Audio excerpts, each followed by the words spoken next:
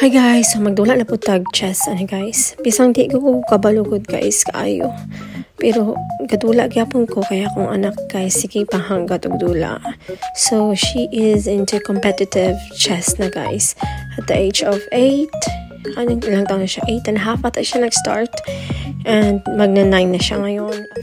Couple of months. So, yan guys. So, kailangan talaga, din ako guys, up to date sa mga ginagawa niya. And she really likes to play with me guys. So, kaya, I really have to learn more about chess. Kasi basic lang talaga yung alam ko guys. So, ngayon, dito, tinatry ko yung mga, patterns or tactics na na-learn ko sa Chess Kids. Diba? Chess Kids talaga ako nag-learn. Tsaka tinuturo ng anak ko guys. So, ito, 265 pa yung rating ko guys sa chess.com. So, yung aim ko guys by the end of January, sana makaabot ng 300.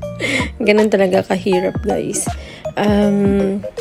So let's see. So I'm building the dito guys, yung pawn structures niya guys, yung parang diagonal ba, parang pyramid yung mga pawns ko guys.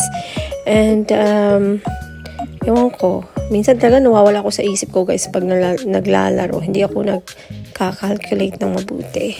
So yan guys, so alam mo na guys yung mga activity ng mga anak skis natin dito sa abroad guys, talagang dapat i-occupy talaga yung mga time nila guys para hindi siya maka-spend ng time sa mga games. Although I let her play games naman guys, pero hindi na masyado talaga nakafocus doon kasi may mga ibang activities siyang ginagawa guys, katulad ng chess at saka iba pang physical activities sa school, after school. And she really likes chess guys, kaya lang minsan napapagod siyang mag-training, just like any kid, so just like any tao, diba? Ako napapagod nga ako eh. Pero I am just here, keep reminding her of her goals na gusto niya makuha sa games or sa sports na ito.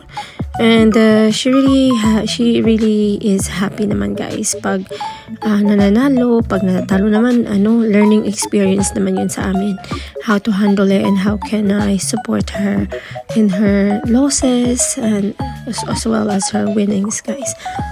So yeah, talaga naman tayong mga parents, we are just here to support them emotionally, mentally talaga guys, and physically also. So kaya I am trying to learn to play chess better kasi dahil sa kanya.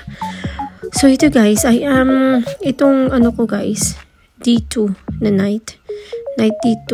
Okay, so kinapture ko yung knight, exchanging here, we're exchanging. So the black took my knight. Ayan pala, naglalaro ko against someone na nasa Ireland. So I put my knight in G5 in preparation for checkmate. Oh, I'm doing checkmate in 2. And then I moved my queen to H5 and then checkmate. Oh, diba? I was so happy na I managed to I'm performance rating ko 650. I was so happy na I managed to do the tactics na na-learn ko this week. Minsan maiba-iba kasi yung tactics or formation ng mga pieces kasi hindi naman lahat ng mga players will do the same move all the time. So yes, I'm so happy. Thank you.